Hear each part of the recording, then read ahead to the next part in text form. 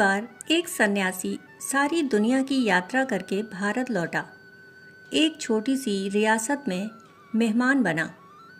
उस रियासत के राजा को जब पता चला तो वे उनसे भेंट करने गए और बोले, हे महात्मा, एक प्रश्न 20 वर्षों से निरंतर पूछ रहा हूँ, कभी खुद से तो कभी दूसरों से, पर अब तक कोई संतुष्ट कर देने वाला उत्तर नहीं मिला। क्या आप मुझे इसका उत्तर देंगे? महात्मा ने कहा, निश्चित रूप से दूंगा राजन। आप पूछिए तो सही, क्या पूछना है?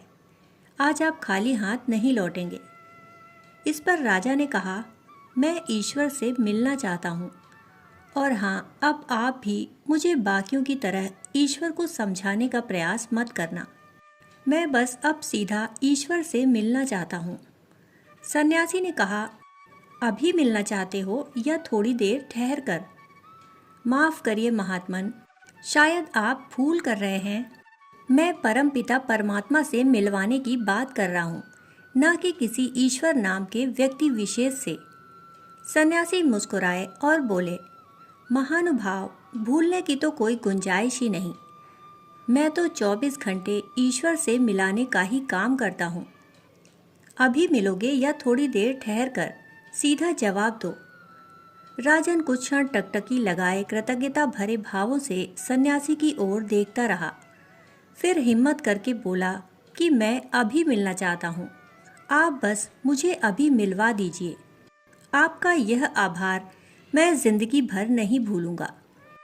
सन्यासी ने कहा, एक छोटे से कागज पर अपना नाम और पता लिख दो, ताकि मैं उसे ईश्वर के पास पहुंचा सकूं और उन्हें बता तो सकूं कि उनसे कौन मिलना चाहता है।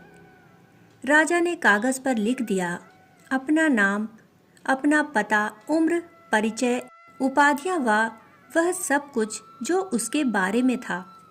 सन्यासी ने कागज पढ़ा और राजन से कहा कि ये जो सारी बातें आपने कागज पर लिखी हैं, मुझे तो झूठी मालूम पड़ रही हैं। राजा ने कहा, मैंने तो सब सही लिखा है। तब सन्यासी ने राजा से कहा, अगर तुम्हारा नाम बदल दिया जाए तो क्या तुम बदल जाओगे? राजा ने कहा, नहीं, नाम के बदलने से भला मैं कैसे बदल सकता हूँ? मैं तो वही रहूँगा। इस पर सन्यासी ने कहा कि यह बात तो तय हो गई कि यह नाम तो तुम्हारा परिचय नहीं है।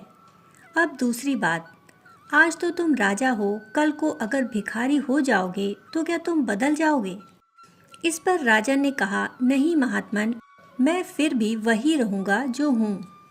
इस पर सन्यासी ने कहा, ठीक है, अब यह बात भी तय हो गई कि आपका राज्य एवं उपाधियां भी आपका परिचय नहीं है। अब राजन, रही तीसरी बात, आपकी उम्र क्या है?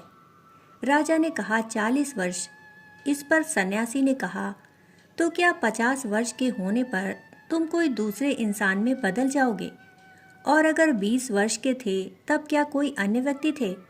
या फिर जब नन्हे बालक थे तो क्या कोई अन्य इंसान थे? राजा ने कहा, नहीं, बचपन से शरीर बदला, उम्र बदली, वस्त्र बदले, उपाधियां बदली, पर मैं तो वही हूँ जो बचपन में था, जो मेरे भीतर था। इस पर सन्यासी ने कहा, फिर तो राजन, यह उम्र भी तुम्हारा परिचय नहीं और न ही यह शरीर। फिर तुम हो कौन राजन? जो तुम हो उसे लिख दो, तभी तो मैं पहुंचाऊंगा भगवान के पास। वरना भगवान मुझे कहेंगे कि तुम झूठे हो, जो झूठे लोगों का पता लेकर आ रहे हो। राजा को कुछ समझ नहीं आ रहा था कि क्या बोले। राजा कुछ देर मौन खड़ा रहा। कुछ देर बाद राजा बोला, हे महात्मन, यह तो बहुत बड़ी कठिनाई की बात है। मैं तो इन्हीं सब बातों को ही अपना परिचय मानता हूँ।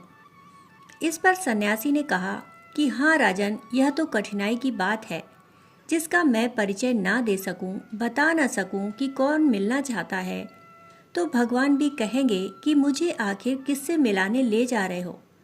जाओ राजन, पहले उसे खोज लो जो तुम हो, तुम्हारा असली परिचय, तुम्हारा वजूद, तुम्हारा होना। आखिर तुम धरती पर हो तो किस मकसद से हो? और यह बात कह देता हूँ राजन, जिस दिन तुम ये जान लोगे कि तुम कौन हो, उस दिन तुम भगवान को खोजने नहीं जाओगे। क्योंकि भगवान को खोजना ही तो यह जानना है कि परमेश्वर क्या है। हमारी आत्मा ही भगवान का दूसरा रूप है। कितनी प्यारी पंक्तियां हैं। मैं अपनी इबादत खुद ही कर लूं, क्या बुरा है। किसी फकीर ने कहा है कि हर इंसान में रब बसता है। यह छोटी सी कहानी हमें यही सिखाती है कि ईश्वर हर इंसान में है, हर स्थान पर है। आप कहीं भी रहो, जो बात दिल से ईश्वर से कहोगे तो वह आवाज़ उन तक ज़रूर पहुँचेगी। फिर मिलते हैं एक और नई कहानी के साथ। तब तक के लिए धन्यवाद।